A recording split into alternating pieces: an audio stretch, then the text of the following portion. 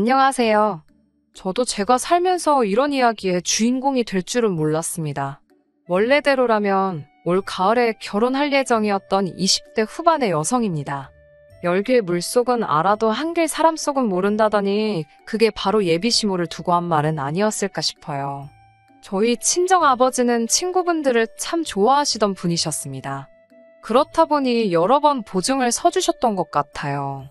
그러다 결국 몇몇 분들과 연락이 끊어지면서 그 책임을 오롯이 아버지가 지게 되었습니다. 감당할 수 없는 빚과 스트레스를 술로 달래시던 아버지는 알코올 중독 증세를 보이셨고 그날도 술을 드시고 늦은 밤까지 거리를 헤매이시다 달리는 차에 치여 세상을 떠나셨습니다. 그게 제 나이 12살 때 있었던 일이에요. 그 이후로 저와 어머니는 외할머니 댁으로 가야만 했어요. 외할머니는 당시 원래 저희가 살던 동네에서 1시간쯤 떨어진 곳에 살고 계셨어요. 시장에서 반찬 가게를 하셨는데 나이가 드시면서 입맛이 변한 건지 예전만 못하다고 들었습니다.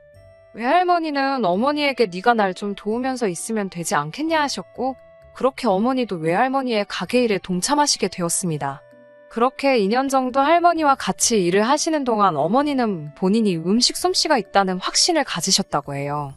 처음에는 시장 보러 나왔다가 한두 팩씩 사가던 손님들이 대부분이었지만 나중에는 지방으로 택배도 보내게 되었거든요.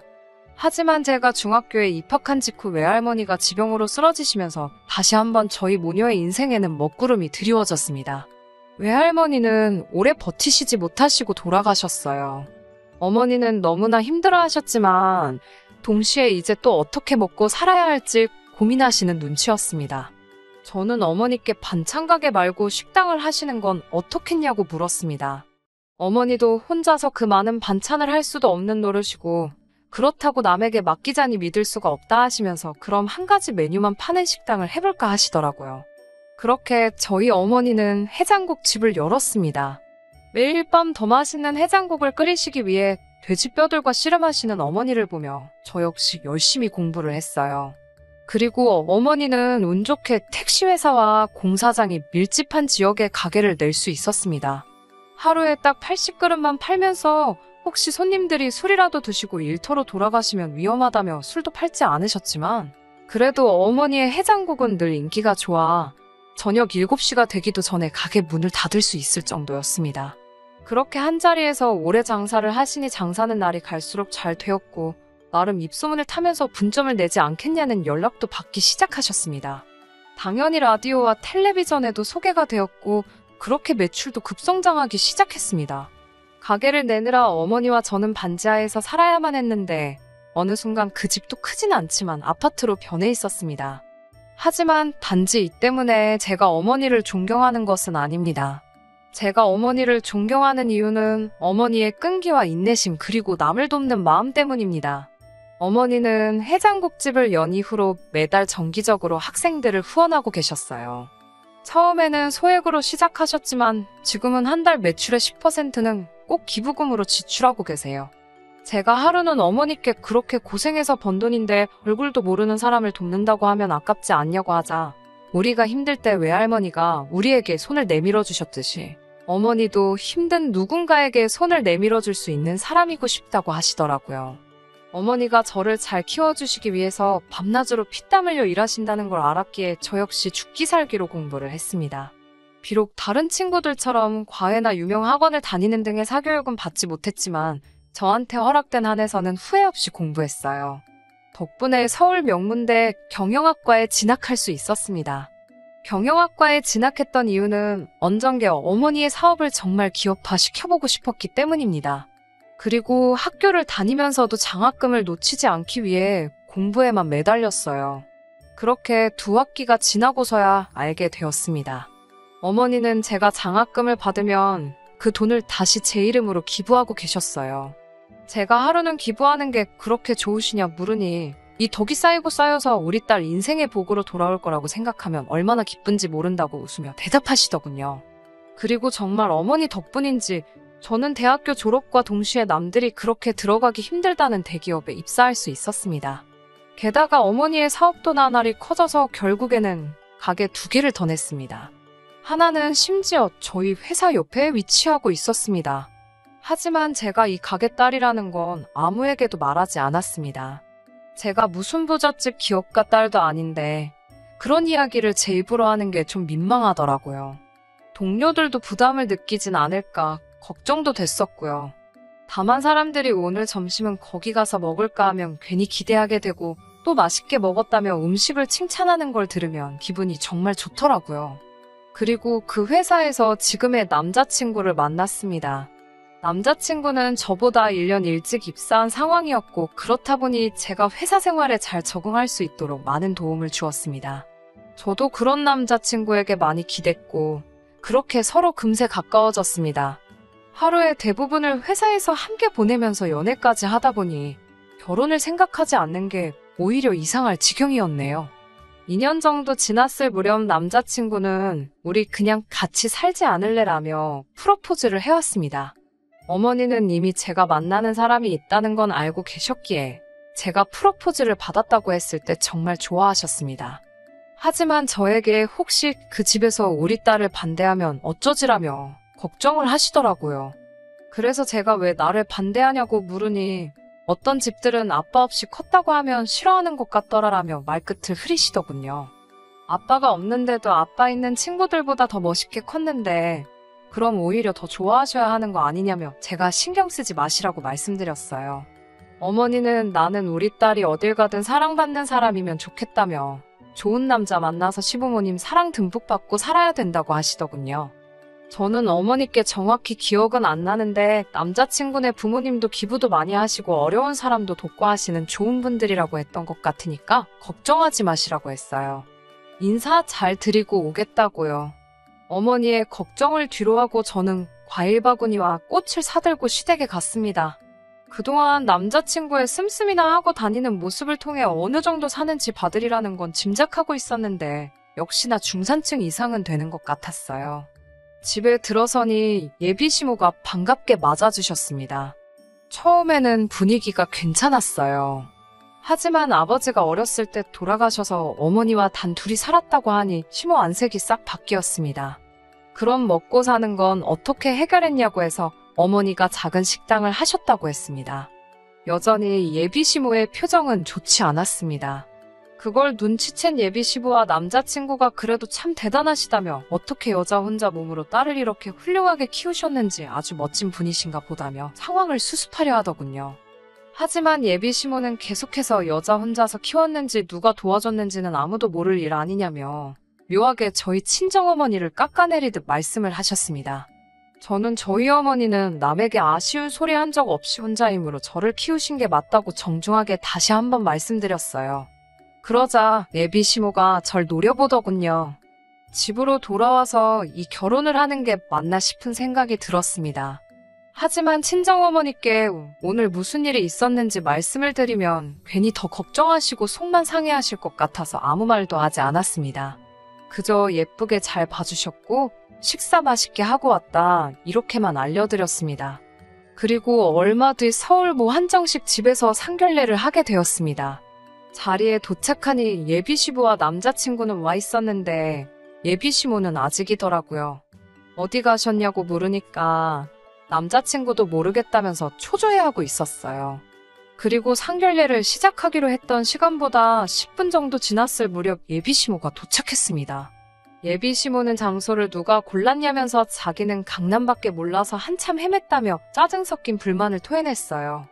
본격적으로 이야기가 시작되면서 예비시부가 먼저 저희 어머니에게 듣자 하니 혼자 힘으로 따님을 저렇게 훌륭하게 키우셨다면서요 라고 말을 건넸습니다. 저희 어머니가 자식 위해서라면 못할 게 없지요 라고 하자 예비시부도 그래도 대단하십니다.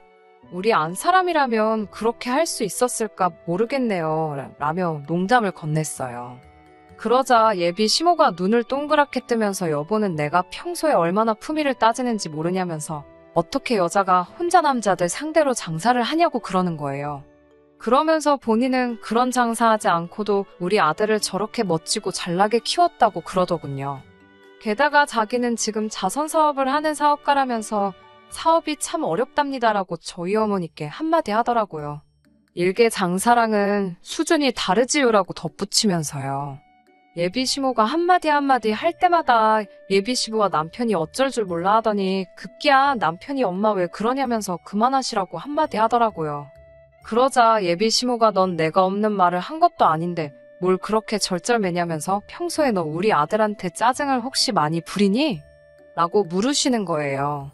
제가 아니라고 대답하려고 하는데 그럴 틈도 없이 또 하신다는 말씀이 원래 사랑을 많이 못 받고 자라면 애들이 좀 예민하다고 하더라고요 라면서 저희 어머니께 한마디 하는 게 아니겠어요.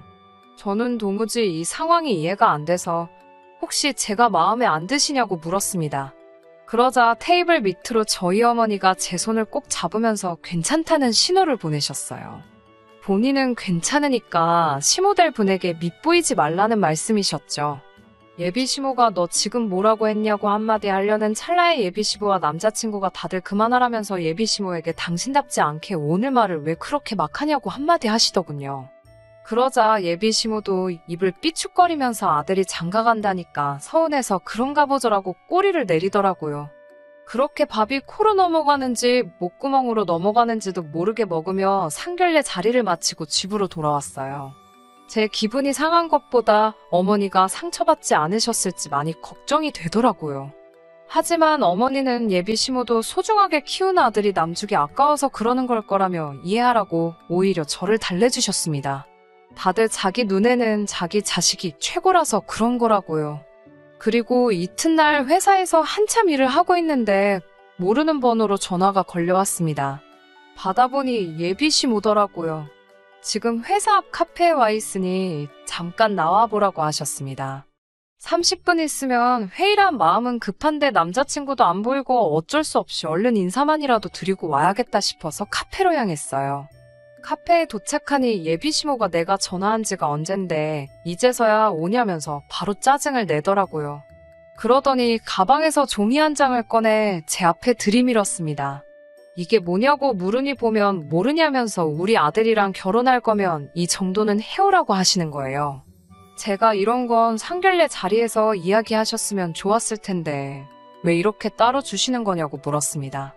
그러자 너도 알다시피 우리 집 남자들이 물러 빠져서 내가 이렇게 따로 챙기는 거라고 하셨습니다. 그러면서 너도 보면 알겠지만 내가 그래도 너 없는 집 딸이라는 걸 알기 때문에 줄이고 줄였으니까 이것도 못할 것 같으면 그냥 우리 아들 옆에서 떨어지라고 하시더군요.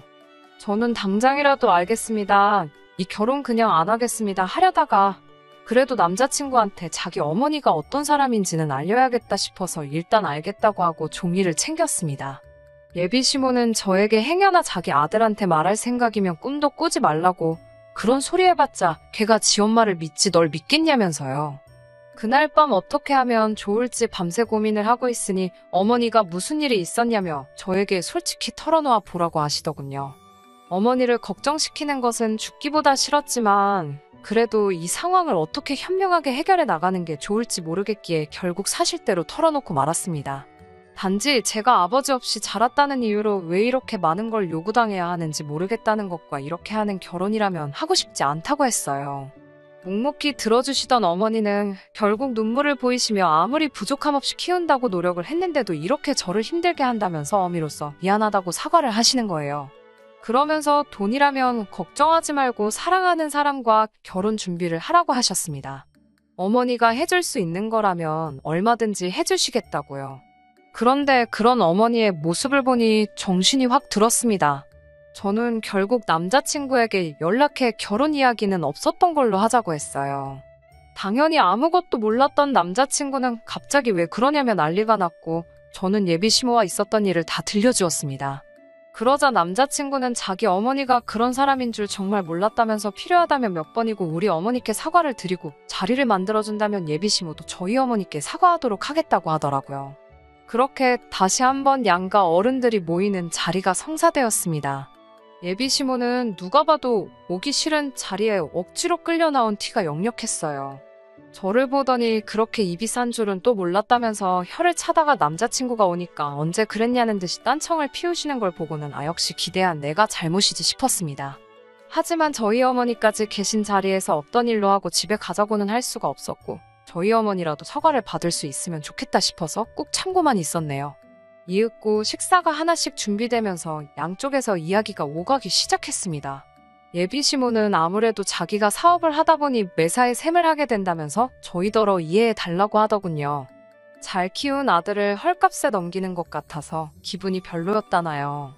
아들이 물건도 아니고 어떻게 저런 식으로 표현을 하는지 이미 그것만으로도 어이가 없었습니다. 그러면서 저희 어머니께 한다는 소리가 그 정도 혼수해서 시집보내도 손해는 아니지 않냐며 빈정거리는 거예요. 이 정도면 남는 장사 아니냐고요. 저희 어머니는 계속 가만히 듣고 계시다가 지금 자선사업을 하고 계시다고 하셨냐면 예비시모에게 물으시더군요. 예비시모가 그건 그런데 갑자기 그걸 왜 물으시냐 하니 거기에 매년 5천만 원씩 기부하는 익명의 기부자가 있지 않냐고 물으시는 거예요. 저는 그 말을 듣는 순간 번쩍 정신이 들었습니다. 저희 어머니는 매달 기부하시는 외에도 연말에 기부를 하시는 곳이 있었는데 생각해보니 그 단체 이름이 바로 예비시모가 운영하는 곳과 일치하다는 게 기억이 난 거예요. 예비시모는 그런 것도 모르고 저희 어머니께 그건 어떻게 아셨냐고 놀라워하며 물었고 저희 어머니는 지그시 웃으시면서 이제 그 기부는 오늘부로 끝이네요 라고 말씀하셨어요. 예비시모가 그게 도대체 무슨 소리냐고 묻다가 아차 싶은 표정으로 혹시 그분을 아시냐고 물어왔습니다. 저희 어머니는 알고 말고요. 그게 저니까요 라고 대답하셨어요. 그러자 예비시부와 남자친구가 예비시모를 한심하다는 듯이 쳐다보더니 저희 어머니께 자기네가 큰 실례를 범했다며 한 번만 너그럽게 이해해 주시면 안 되겠냐고 묻더라고요. 평생을 아들 하나만 보고 살아온 사람이라 사리분별을 못했다면서요. 저희 어머니는 저도 여자 혼자 몸으로 딸 하나만 바라보고 살아왔는데 그 마음이야 모르겠냐마는 그렇게 남의 가슴에 대못받고 상처 주는 집에 시집은 못 보내겠다고 딱 잘라 말씀하시더라고요. 그러면서 물론 그런 분과 사업도 같이 못한다고 덧붙이셨고요. 그제서야 예비시모는 상황이 단단히 잘못되었다는 걸 알았는지 납작 엎드려서는 여사님 왜 그러시냐면서 자기가 잠깐 정신이 나갔던 것 같다고 쩔쩔매더라고요. 사실 올해는 저희 어머니가 해장국 가게를 운하신 지 10년이 되는 해였기 때문에 기부 액수도 크게 계획하고 계셨고 아마 자선단체도 이미 어느 정도 알고 그에 맞춰 계획을 세우고 있었을 거예요. 남자친구는 그 와중에 저더러 장모님 진짜 멋있으시다며 너스레를 떨더군요. 저는 장모님이라고 부르지 말라고 나는 너랑 결혼 못한다고 말했습니다. 그러자 남자친구가 만약에 예비시모 때문이라면 자기는 다시 안 보고 살아도 괜찮다고 자기도 너무 실망했다면서 제발 헤어지자는 소리만 하지 말라고 하더군요. 하지만 제가 어떻게 부모 자식 간에 연을 끊을 수 있겠어요. 두 사람이 안 보고 산다고 해도 제 마음이 편할 리 없었고 그런 죄책감을 가지고 살고 싶지도 않았습니다. 저는 미안하지만 우리는 인연이 아닌 것 같다고 그만하자고 말하며 어머니를 모시고 집으로 돌아왔어요. 그날 이후로도 한동안 남자친구에게선 끊임없이 연락이 왔고 회사에서도 공공연하게 저희에 대한 소문이 났지만 저는 개의치 않았습니다. 적어도 저는 떳떳했으니까요. 오히려 제가 있는 집 딸이라고 소문이 나서 난처했을 뿐입니다. 그런 와중에 며칠 전 저는 다른 회사에서 스카웃 제의가 들어왔고 저는 이직을 하게 되었습니다. 이직 전 일주일 정도 여유 시간이 생겨서 어머니랑 여행도 다녀오고 이렇게 제 사연도 털어놓을 기회가 생겼네요. 듣기로는 예비시모는 이 일로 인해서 자선단체 대표 자리도 내려놓아야 했고 기부자들 사이에서도 예비시모의 실체에 대한 소문이 나서 단체 자체가 지금 버티냐 못 버티냐 정도로 흔들리고 있다고 합니다. 다 자업자득이겠지요. 저는 당분간 어머니랑 시간을 보내며 저의 모든 것을 이해하고 품어줄 수 있는 상대를 만날 때까지 멋지게 살아보려고 합니다. 들어주셔서 감사하고 행복한 5월 되시길 바래요. 끝까지 들어주셔서 감사합니다. 오늘의 사연은 여기까지입니다. 구독과 좋아요, 알람 설정 부탁드리고 더 좋은 사연으로 다시 찾아뵙겠습니다. 감사합니다.